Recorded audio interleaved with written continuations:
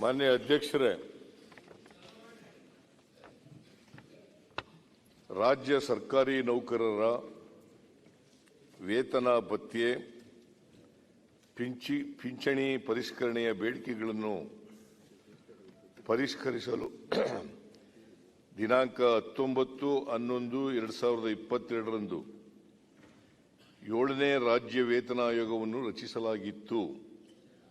ಅದರಂತೆ ವೇತನ ಆಯೋಗವು 24/3/2024ರಂದು ವರದಿ ಸಲ್ಲಿಸಿರುತ್ತದೆ.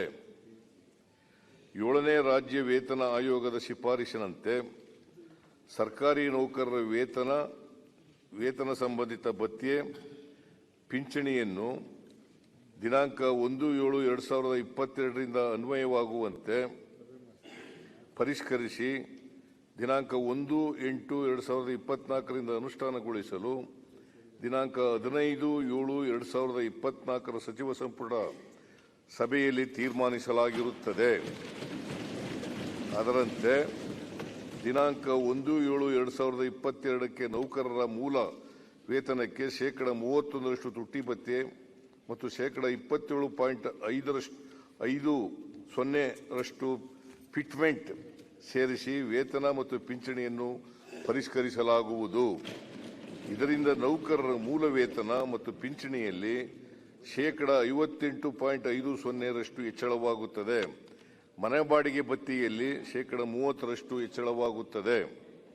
ನೌಕರರ ಕನಿಷ್ಠ ಮೂಲ ವೇತನವು ರೂ. 17,000ದಿಂದ ರೂ. 27,000ಕ್ಕೆ, ಗರಿಷ್ಠ ವೇತನವು ರೂ. 1,50,600ರಿಂದ 2,40,200ಗಳಿಗೆ ಪರಿಷ್ಕರಣೆಯಾಗುತ್ತದೆ.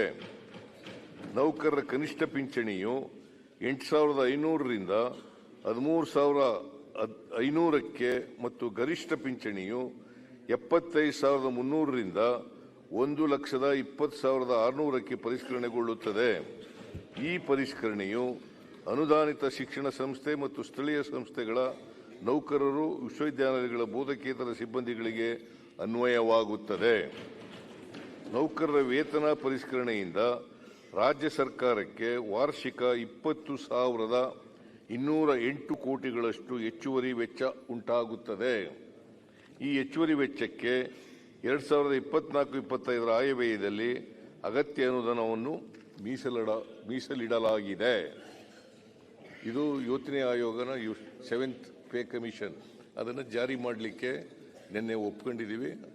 ಅದು 1/8ರಿಂದ ಜಾರಿಗೆ ಬರ್ತದೆ. ಎಲ್ಲ ನಾವು ಕೂಡ ಅಭಿನಂದಿಸಿ ಇಡೀ ನಮ್ಮ ಸರ್ಕಾರ ನೌಕರರ ಪರವಾಗಿ ನಾವು ಕೂಡ ಅಭಿನಂದನೆ ಸಲ್ಲಿಸ್ತೇವೆ ಸದನವೇ.